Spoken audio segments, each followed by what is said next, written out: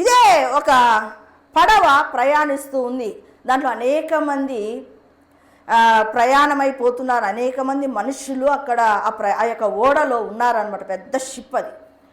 ప్రయాణమై వెళ్తున్నారు. సముద్రము చాలా మధ్య ప్రాంతానికి వెళ్ళినప్పుడు పెద్ద తుఫాను వచ్చేసింది. పెద్ద తుఫాను వచ్చే లోపల అందులో ఉన్నటువంటి మనుషులందరూ ఇంకా గలిబిలైపోతున్నారు. ఎందుకంటే ఆ తుఫాను రావడము ఆ యొక్క లోపల ఉన్నటువంటి ఆ యొక్క షిప్లో ఉన్నటువంటి చెక్కలన్నీ ఇరిగిపోతున్నాయట. నీళ్ళన్నీ లోపలికి వస్తున్నాయి. భయపడిపోతూ ఉన్నారు అందరూ. ఇక ఎవరి ప్రాణాన్ని వాళ్ళు కాపాడుకోవాలనే చూస్తారు.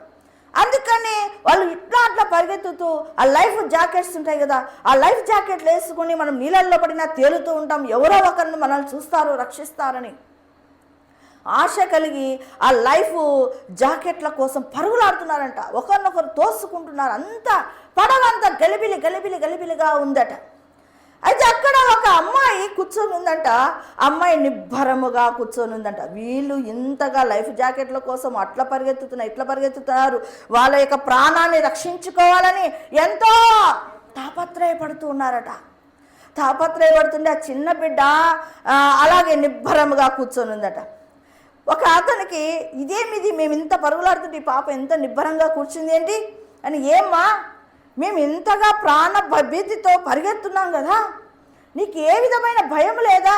నువ్వు కూడా ఏదో ఒకటి మార్గం చూసుకోవాలి కదా అని అంటే, నాకేం భయం లేదు అనిందట. ఎందుకు అని అంటే, మా నాన్న ఈ షిప్పును నడిపేటటువంటి కెప్టెన్ కాబట్టి మా నాన్న ఆయన షిప్పును నడిపే కెప్టెన్ అంటే అతను ఎటువంటి బాగా మంచిగా ఈదగలిగిన సామర్థ్యము కలిగినటువంటి వాడే ఉంటాడు.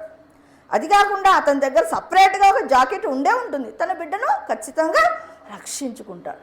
చూడండి, ఆ పాపకి ఆ ధైర్యం ఉంది. మా నాన్న ఉన్నాడు కెప్టెన్, ఏం భయం లేదు, మా నాన్న నన్ను కాపాడుతాడు.